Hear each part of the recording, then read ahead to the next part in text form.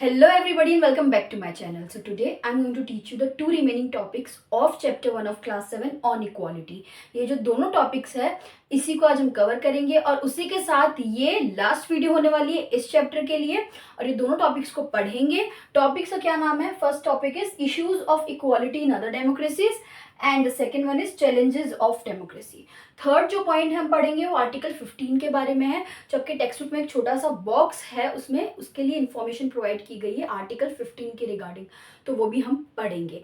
तो इस टॉपिक को स्टार्ट करने से पहले आपने अभी तक जो देखा कि दूसरे डेमोक्रेटिक कंट्रीज जिसमें सबसे पहले इंडिया का एग्जाम्पल लिया गया था कि इंडिया में किस बेसिस मतलब कितने डायमेंशंस पे लोगों को जो है इनइक्वालिटी फेस करनी पड़ती है. Whether it's about social people coming from social background, people coming from economic background, caste के बेसिस पे, रेस के बेसिस पे, मतलब बहुत सारे. और हमने एग्जाम्पल भी जो दो है पढ़े जो आपके टेक्स्ट बुक में दिए गए हैं कि कैसे डिफरेंट डिफरेंट डायमेंशंस और डिफरेंट डिफरेंट बैकग्राउंड्स के आने के बाद भी सभी में जो है कहीं ना कहीं इनइक्वालिटी फेस की जाती है. और इसको ओवरकम करने के लिए गवर्नमेंट ने लॉ तो बनाया और थोड़े से प्रोविजंस भी प्रोवाइड किए कि नहीं इक्वालिटी जो है इक्वालिटी को मेंटेन करना चाहिए, हमें डिस्क्रिमिनेशन नहीं करना चाहिए, ये गवर्नमेंट ने कहा तो था. लेकिन फिर भी जब हम हमारे सोशल स्ट्रक्चर की बात करें, हमारी सोशल लाइफ के बारे में बात करें, हम जिस सोसाइटी में रहते हैं हम अगर उसको ध्यान में रख के चले तो हमें पता है कि आज भी हर एक लेवल पे जो है इनइक्वालिटी लोगों को फेस करनी पड़ती है. और ये तब का स्ट्रगल नहीं है, ये आज भी ऑनगोइंग स्ट्रगल है जो तब से चल रहा था जब कॉन्स्टिट्यूशन बना था 1950 से लेके. ये जो स्ट्रगल है वो अभी तक चलता आ रहा है और वो चलता रहेगा. बिकॉज एंड में मैंने पिछले वीडियो में ये भी समझाया था कि जो लोगों का एटीट्यूड होता है ना वो चेंज होने में टाइम लगता है. कि government can make sure that equality exist through laws, schemes, but at the end of the day it's all about the people. लोग कितना मेंटेन करते हैं इस चीज़ को और लोग कितना इस चीज़ को समझते हैं. अगर लोग समझने लग गए तो हर जगह इक्वालिटी जो है वो मेंटेन की जा सकती है, मेक श्योर किया जा सकता है कि कम से कम लोगों को डिस्क्रिमिनेटेड फील हो. एंड ऑल्सो बिकॉज मैंने ये भी कहा था कि डिस्क्रिमिनेशन से कितने जो है नेगेटिव इम्पैक्ट पड़ते हैं लोगों पे, उनसे उनकी डिग्निटी जो लो होती है, उनकी सेल्फ रिस्पेक्ट होती है. ये सारी जो चीज़ें हैं ये मैं ऑलरेडी कवर कर चुकी हूँ तो मैं इसे ज़्यादा डिटेल में नहीं बताने वाली.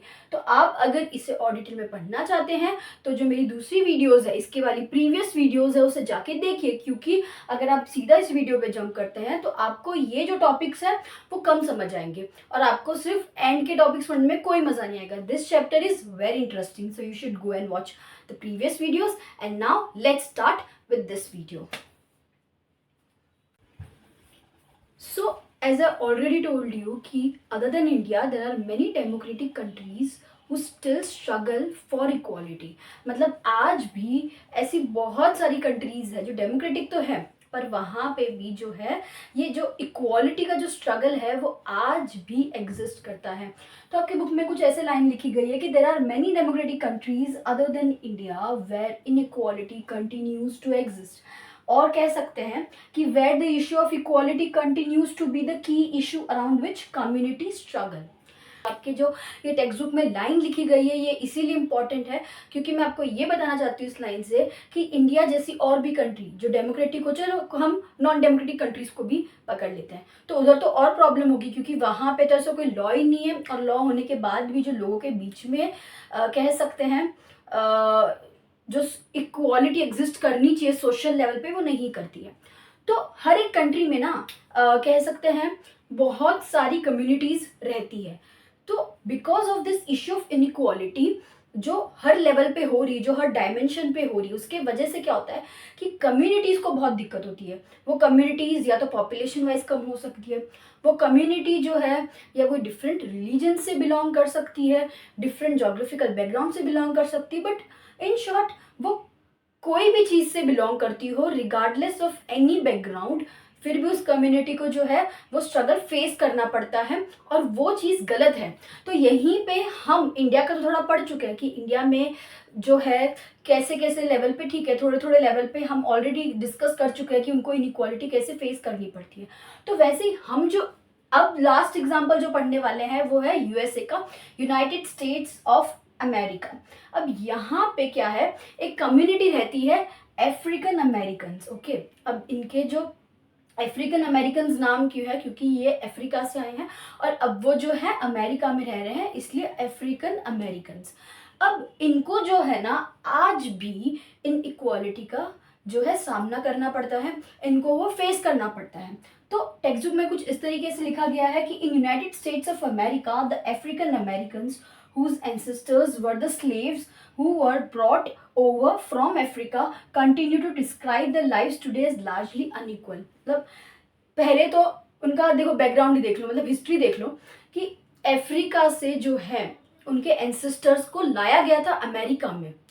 ये किनकी कहानी बता रही हूँ, अफ्रीकन अमेरिकन्स की, कि भाई अफ्रीकन अमेरिकन्स जो लोग थे, रहते तो अफ्रीका में ही थे, तभी अफ्रीकन अमेरिकन्स नाम है। तो उन्हीं के एंसेस्टर्स को, मतलब पहले के जो लोग थे, उनको लाया गया था अमेरिका में ताकि वो गुलाम बन सके अमेरिकन्स की, और उनकी जो है सेवा कर सके, उनके वो सारे काम कर सके, उनको जबरदस्ती जो है। अब देखो स्लेव्स एंड सर्वेंट्स में ना फर्क है। यहाँ पे जबरदस्ती आप किसी को बांध के रखो, आप कभी भी ये मतलब कंफ्यूज मत होना, आप सर्वेंट यहाँ पे नहीं लिख सकते, आप यहाँ पे सर्वेंट या हेल्पर नहीं लिख सकते। एक सर्वेंट या हेल्पर को उसके काम के लिए पैसे मिलते हैं। यहाँ पे स्लेव का मतलब ये हो गया कि वो उनके एंसेस्टर्स को लेके आए थे और जबरदस्ती जो है काम करवाया और बांध के रखा, तो तभी उनको एक तो सबसे पहले डिस्क्रिमिनेशन फेस करना पड़ गया। अब क्योंकि वो जो है पहले से चलता आ रहा है, हिस्ट्री की बात है, तो अब तो आते आते उनको फिर भी डिस्क्रिमिनेशन फेस करना ही पड़ेगा ना। मतलब कुछ चीजें बदलती नहीं है, जैसे लोगों का एटीट्यूड और माइंडसेट, चाहे भलाई वहां पे फिर क्या पॉलिटिकल लेवल पे फ्रीडम आ गई हो या कुछ भी, मैं मतलब ज्यादा लॉन्ग में नहीं जाऊंगी, लेकिन यही चीज है कि इनके एंसेस्टर्स की यही स्टोरी थी कि इनके एंसेस्टर्स को एज अ स्लेव लेके आया गया था यहाँ पे, और ये आज भी इनके एंसेस्टर्स को लेके आए थे, और ये आज भी उस चक्कर में, उस वजह से जो है इनइक्वालिटी फेस करते हैं। तो इसी को हम थोड़ा डिटेल में पढ़ेंगे, तब तक आप इसे अच्छे से देख लीजिए। ओके, सो अब हम पढ़ेंगे सिविल राइट्स मूवमेंट के बारे में। तो अभी जस्ट हमने देखा कि अफ्रीकन अमेरिकन्स को जो है बहुत ज्यादा इनइक्वालिटी फेस करनी पड़ी, एंड तो इसी को सोचते हुए वहां के लोगों ने प्रोटेस्ट किया, और जो अफ्रीकन अमेरिकन्स थे उन्होंने सिविल राइट्स मूवमेंट स्टार्ट किया।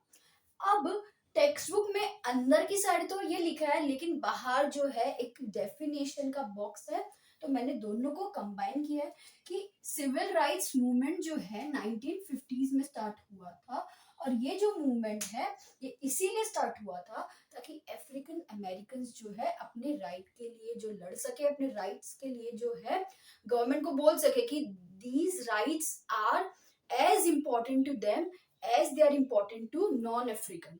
ठीक है, तो वो उस चीज के लिए स्टार्ट किया गया था। So it was started to push for equal rights for African American. और ये जो मूवमेंट है इसमें क्या है, अफ्रीकन अमेरिकन ने क्या डिमांड किया था, सबसे पहले तो इक्वल राइट्स। अब देखो उनको जो है कंटिन्यूअसली एक तो डिस्क्रिमिनेशन फेस करना पड़ा। डिस्क्रिमिनेशन क्यों फेस करना पड़ा, क्योंकि उनको जो है वो इक्वल जो ट्रीटमेंट नहीं मिल रहा था। And when if a person will feel that he is और शी इज बीन एलियनेटेड, और उनको जो है साइडलाइन कर दिया गया है, जो अपॉर्चुनिटी इसे मिल रहा है पर्सन ए को वो पर्सन बी को नहीं मिल रही, due to you know I can say very much I would say due to unexplainable reasons. मतलब कैसे रीजंस हो सकते कि आपको डिफरेंट बैकग्राउंड से बिलोंग करे इसलिए आपको ये अपॉर्चुनिटी नहीं मिल रही।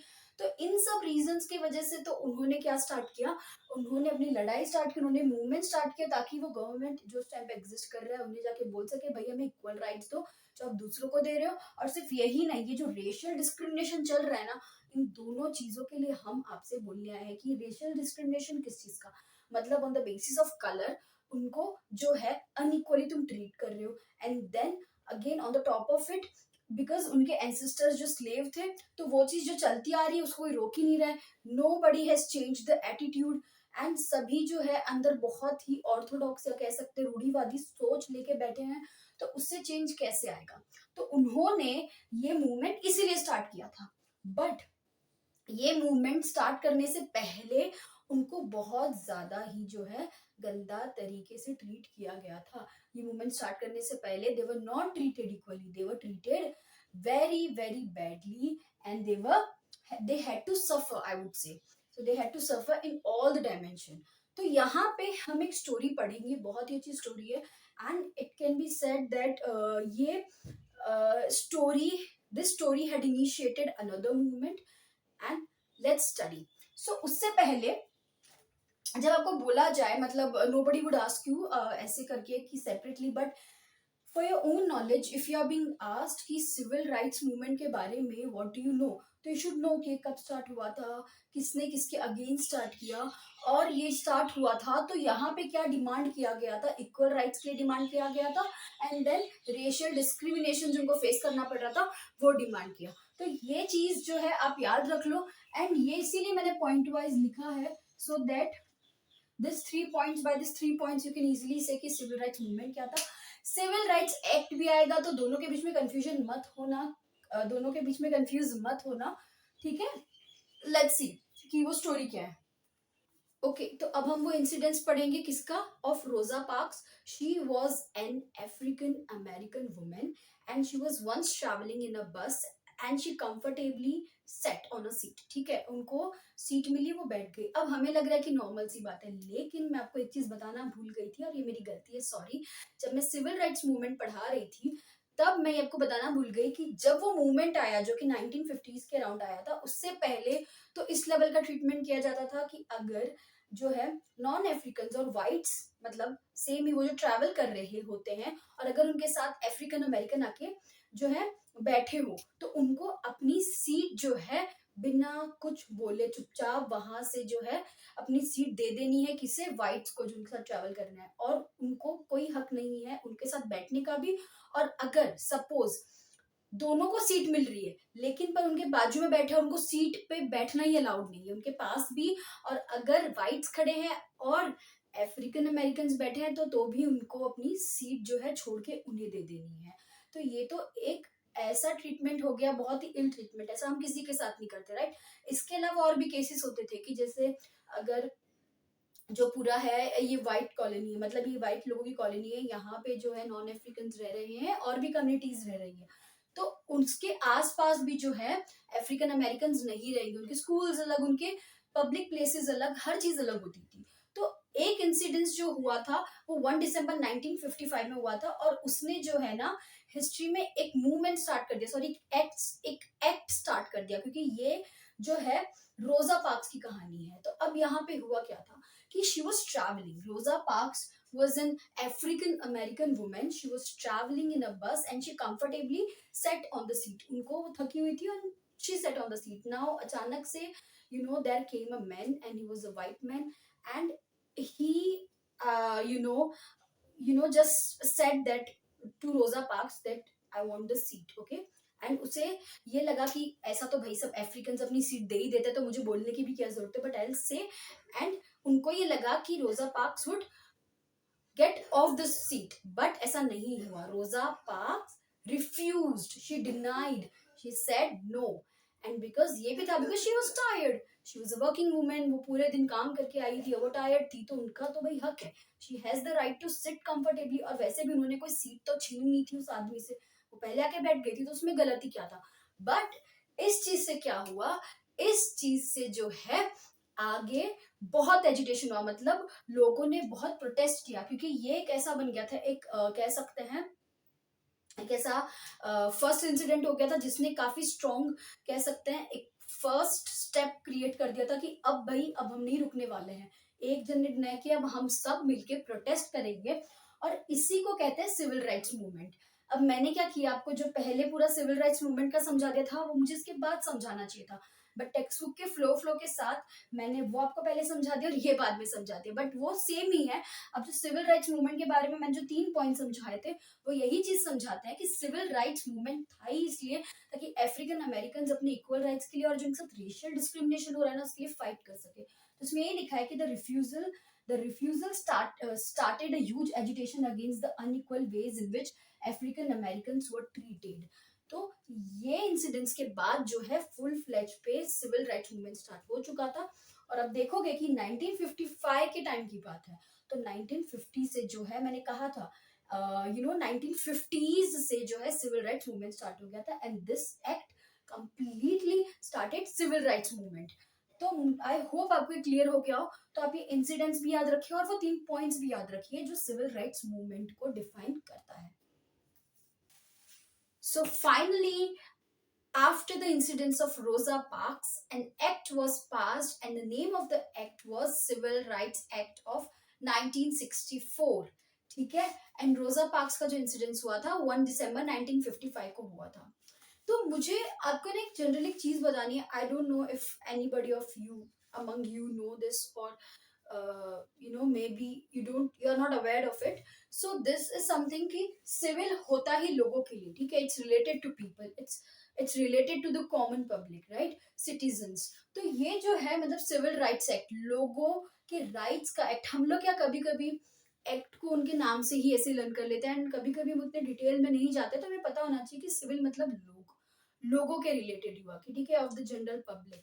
तो सिविल राइट्स एक्ट 1964 जो स्टार्ट हुआ था उसमें ये मेंशन किया गया था, it's clearly mentioned that it prohibited discrimination on the basis of race, religion and national origin।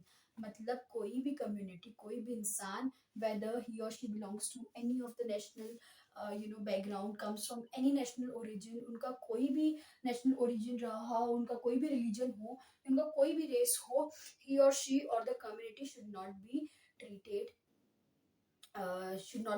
unequally, or should not be ill treated, और डिस्क्रिमिनेशन उनके अगेंस्ट नहीं होना चाहिए। तो ये सारे वर्ड्स जो आप याद रखो। और दूसरी बात ये भी है कि ये it also mentions that it also stated that all schools would be open. ठीक है, यहाँ देखिए, it should be open to African American children and that they would no longer have to attend separate schools specially set up for them। ये act में ये भी clearly mention कर दिया गया था कि पहले तो डिस्क्रिमिनेशन नहीं होगा, और दूसरा ये जो चीज है ना कि अफ्रीकन अमेरिकन के लिए डिफरेंट स्कूल है, और ये जो डिफरेंट दूसरी कम्युनिटीज है, वाइट पॉपुलेशन, उनके लिए अलग स्कूल है।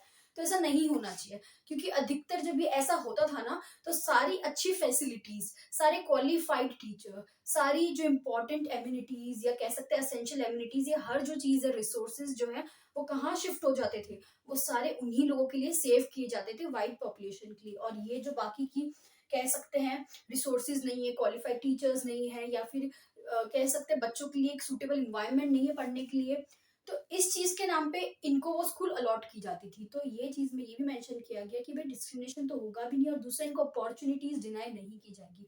ये स्कूल जाएंगे और वो कॉमन स्कूल होगा। तो आपको ये चीज समझ आ गई होगी। सिविल राइट्स मूवमेंट जो पढ़ा हमने, तो सिविल राइट्स मूवमेंट जो हम पढ़ चुके थे कि 1950s में जो स्टार्ट हो चुका था, और पक्का जो 1955 के जो है अराउंड हुआ था। तो सिविल राइट्स मूवमेंट वो मूवमेंट ही था। It was a movement against the struggle of inequality, the struggle the people had to face during that time. तो तब वो किस चीज के लिए फाइट कर रहे थे? They were fighting for equal rights, they were fighting for equal opportunities and rights, and they also fought against racial discrimination। तो यहाँ ये चीज एक्ट में सारी चीजें पास कर दी गई थी। दिस एक्ट ऑफ 1964 याद रखना, दिस एक्ट ऑफ 1964। और इसमें ये भी कह दिया गया था कि भाई there would be no separate schools for African American and the other communities. ठीक है, तो आई होप आपको दोनों समझ आ गए होंगे, एंड इंसिडेंट्स भी याद रखना। बट आप सोच रहे होंगे एक्ट पास हो गया होगा तो चीजें और बेहतर हो गई होगी। थोड़ी हद तक हो जाती है, but till today African American are considered to be among the poorest in the country.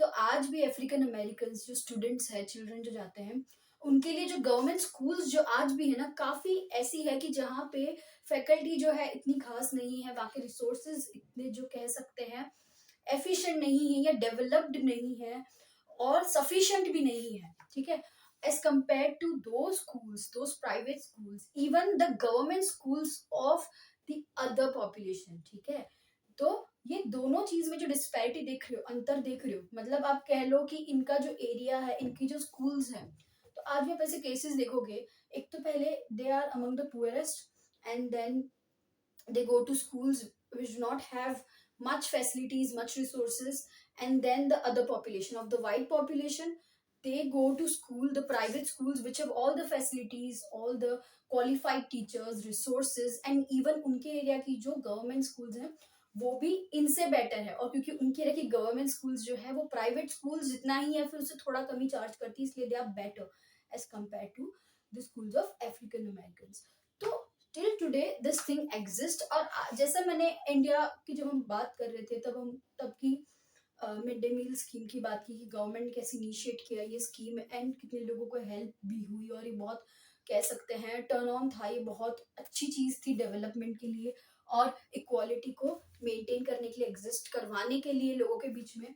But फिर भी जैसा मैंने कहा कि एक्ट आ जाए, कोई भी चीज आ जाए, फिर भी जो चीज ये कह सकते हैं इनइक्वालिटी जैसी चीज है वो बरकरार रहती है लोगों के बीच में। कहने की बात है एक्ट आ गया, ये सब हो गया, लेकिन आज भी जो है weather not only about India, many other democracies in the world, they still face this challenge, and it is something which I can say as main issue in the country, right? In all the democratic countries. Okay, so in your textbook a purple or blue box has been given जिसमें excerpt है किस चीज का, article 15 of Indian constitution. Exert means एक छोटा सा piece है, मतलब वो लंबा आर्टिकल है, लेकिन उसमें ये मेंशन किया गया है कि prohibition of discrimination on grounds of religion, race, caste, sex और प्लेस ऑफ बर्थ। ठीक है, उसमें ये क्लियरली मेंशन किया गया है कि प्रोहिबिशन मतलब कि इस चीज का पूरी तरीके से जो है कह सकते हैं खत्म कर दिया गया है।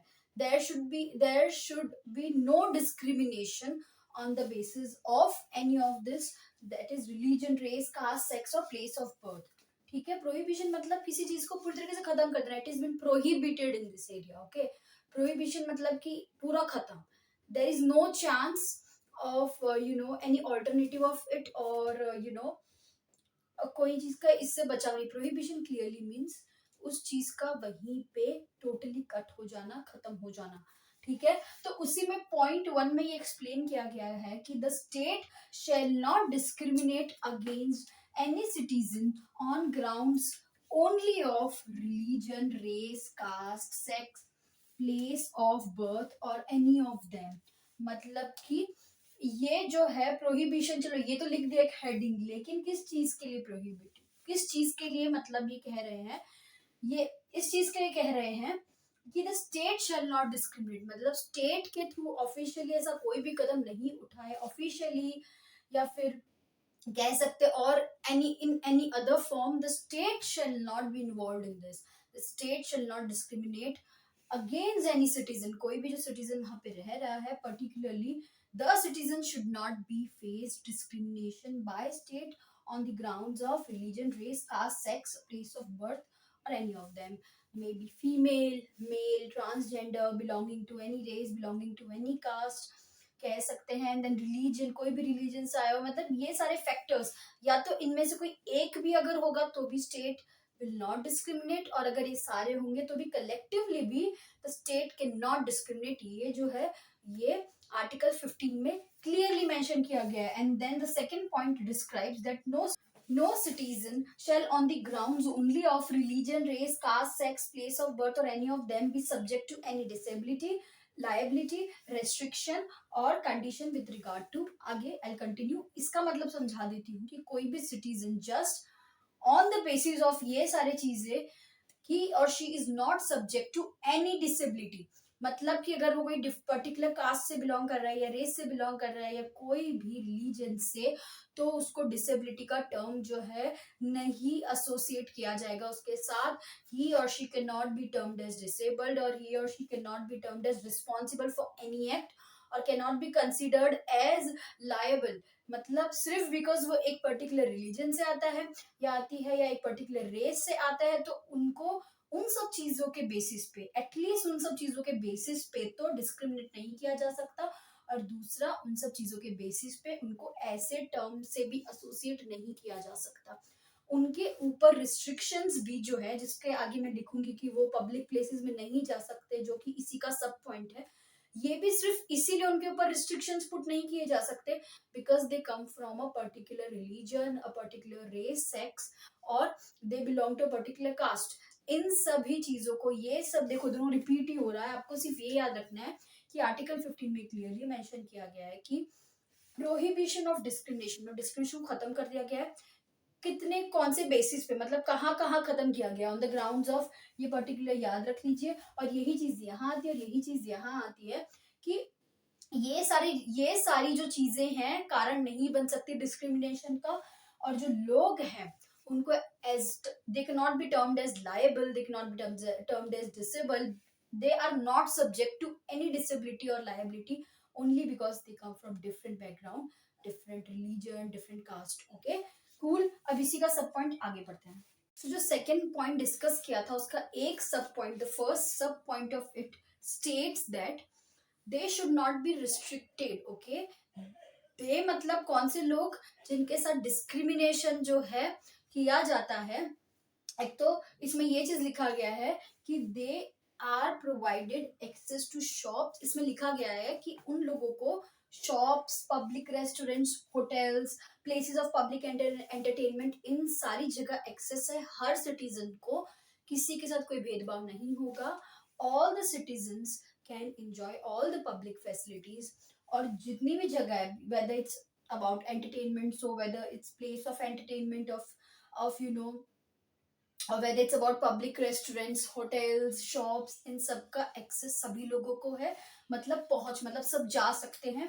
And also the another point, the use of wells, tanks, bathing ghats, roads and places of public resort, ठीक है, मेंटेन्ड होली और partly out of state funds और dedicated to the use of general public. मतलब इन सारी जगहों के अलावा भी और जो रूरल एरियाज में, विलेजेस में, टाउन्स में, इवन वहां पे जो जगह है like wells, tanks, bathing ghats, इन सब के भी जो है, इन सब जगहों पर भी लोगों का प्रॉपर एक्सेस होगा, कोई डिस्क्रिमिनेशन नहीं होगा।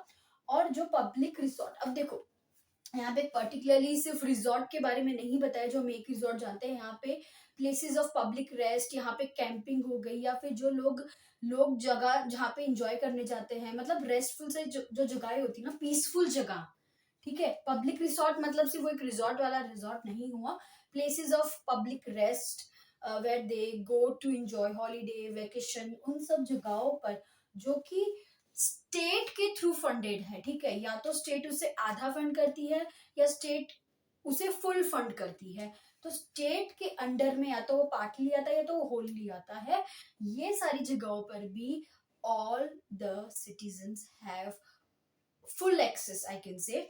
एंड मतलब ये जनरल पब्लिक की जगह ही हो गई, इसमें लिखा है और partly out of state funds और dedicated to the use of general public. अगर आपको ये लाइन नहीं समझा तो यही समझ लो यार कि जनरल पब्लिक के लिए या ये सारी जो जगह बनाई गई है यहाँ पे सभी का एक्सेस है, सब लोग जा सकते हैं। और ये उन्हीं लोगों के लिए, मतलब सभी सिटीजन्स के लिए, okay, for general public. So I guess आपको ये आर्टिकल 15 का एक्सर्ट समझ आया हो। तो जब आपको एग्जाम में क्वेश्चन आए यही चीज के लिए, तो आपको सबसे पहले तो फर्स्ट पॉइंट लिखना है, फिर सेकंड पॉइंट लिखना है, फिर सेकंड पॉइंट का फर्स्ट सब पॉइंट लिखना है, और फिर उसी सेकंड पॉइंट का सेकंड सब पॉइंट लिखना है। सब पॉइंट मतलब ये होता है कि ए एंड बी, ठीक है। तो okay, let's move to the last topic of this chapter. So at the end the topic which is left is challenges of democracy. तो इसमें मैं यही कहना चाहूंगी कि no country can be described as being completely democratic, reason being कि because there are always individuals and communities trying to expand the idea of democracy and push for a greater recognition of equality on existing as well as new issues। इसका मतलब ये है कि कोई भी country जो democratic country considered की जाती है वो कभी भी फुल्ली डेमोक्रेटिक नहीं कंसिडर की जाती। वो डेमोक्रेटिक तो होती है बट परफेक्ट, और कहते हैं ना आइडियल डेमोक्रेटिक कंट्री वो कभी नहीं बन सकती। कोई भी डेमोक्रेटिक कंट्री कभी भी अपने आप को आइडियल घोषित नहीं कर सकती, क्योंकि उस कंट्री में रहने वाली जो कम्युनिटीज है, उस कंट्री में रहने वाले जो लोग हैं, उनकी कई इश्यूज आते रहते हैं, उनके कई एक्सपेक्टेशंस होते हैं डेमोक्रेसी को लेके, डेमोक्रेटिक कंट्री को लेके जहां वो रहते हैं।